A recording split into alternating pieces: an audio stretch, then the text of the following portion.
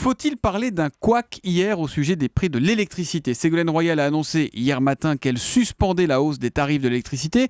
Est-ce qu'il y a eu pour effet de faire dévisser l'action EDF de 12% ? Axel de Tarlé, du coup, le cabinet de Manuel Valls est intervenu dans l'après-midi pour préciser, rétropédalage, qu'il y aurait bien une hausse des tarifs à la rentrée. Oui, les interventions de Ségolène Royal ne laissent jamais indifférent. Vous savez, c'est rare de provoquer ainsi une dégringolade de 12% d'une entreprise cotée au CAC 40.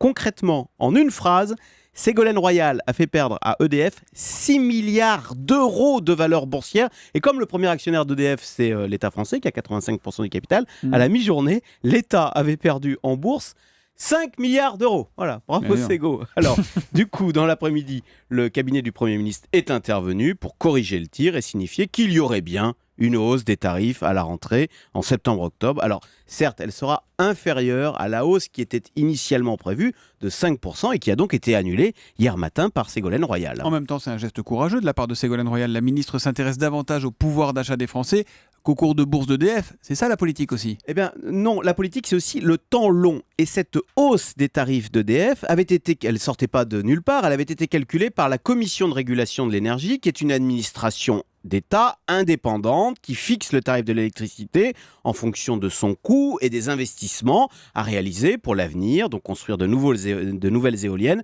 et remplacer les centrales existantes. Donc vous voyez, ce genre de décision, non à la hausse des prix, eh bien on risque de le payer plus tard avec un réseau délabré. J'ajoute que sur le plan purement écologique, si on veut favoriser les économies d'énergie, il faut envoyer ce qu'on appelle un signal prix. Plus l'électricité est chère, moins on la gaspille.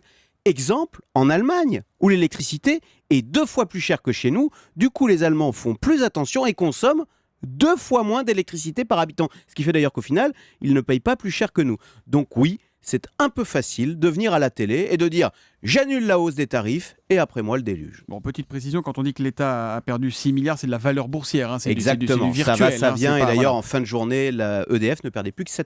Le Zoom Echo, Axel de Tarlé tous les matins à 7h10 sur Europe 1. Bonne journée Axel.